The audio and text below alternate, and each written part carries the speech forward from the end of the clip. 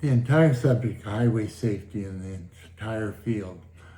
I constantly hear people complaining about how the Constitution is no longer relevant. It's no longer this, it's no longer that. The irony of it is the genius of the Constitution is the only thing that's really going to protect us from the government. Because what happened is it put the people in the system where no other government in the world has the people are in there. The governments tell the people what their rights are or not. In this case, our rights are inherent within the Constitution. The Highway Safety Act of 1966 was an incredibly ingenious act because Eisenhower realized that actually it started back in the 20s. As the country started putting motor vehicles in, they needed traffic signs. And they wanted uniformity and expectation. So as they went across the country, they started doing uniformity in the look of signs, and they started doing uniformity in the laws. And as the interstate system came into effect after Eisenhower, then the realization we needed a national standard. The Highway Safety Act is primarily, when it was originally done, was under defense, Article 1. It was under commerce, which is the commerce of the nation. And third, the post roads, which are the roadways. And the post roads in the 20th century became highways by definition, but it's the same effect. And what they did in the Highway Safety Act, one of the things about uniformity, and they found even in the early toll roads they had in the country, is as you went from place to place, you had a different standard. And Congress felt that was very unfair and unjustified, and they wanted uniform expectations. So this also included the early toll roads. And therefore, when they did this and turned it under the Constitution, one thing under the Constitution is absolutely sacrosanct, is requiring uniformity.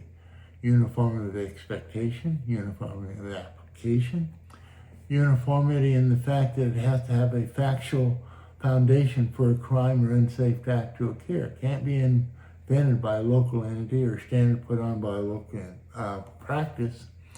It has to be uniform throughout the nation. Therefore, if there is a standard under the Highway Safety Act, it's got to be equally applied everywhere. It doesn't care if it's a law. In this case, they mandate traffic control devices. They also say all vehicle codes have to be uniform, which is part of the initial statute and law. And the third one is the judiciary. Laws themselves must be applied equally. So therefore, you can't have a separate law or a separate expectation in any jurisdiction. Everything's got to be equal. Well, the bottom line here is we have the tool, the Highway Safety Act of 1966, the plenary powers of the federal government, the Supremacy Clause, and everything else working for us. And the fact that our Constitution actually gives us the ability as an individual to challenge this.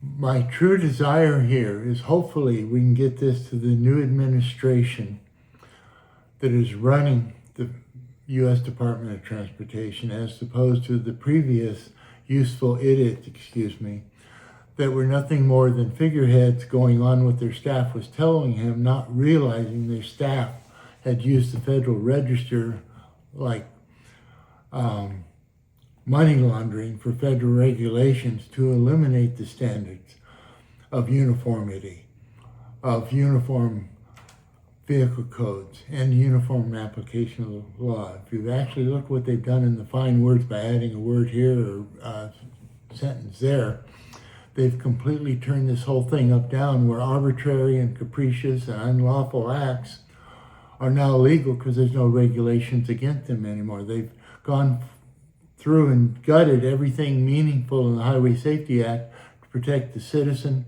from the state or the local governments and to make assure their safety.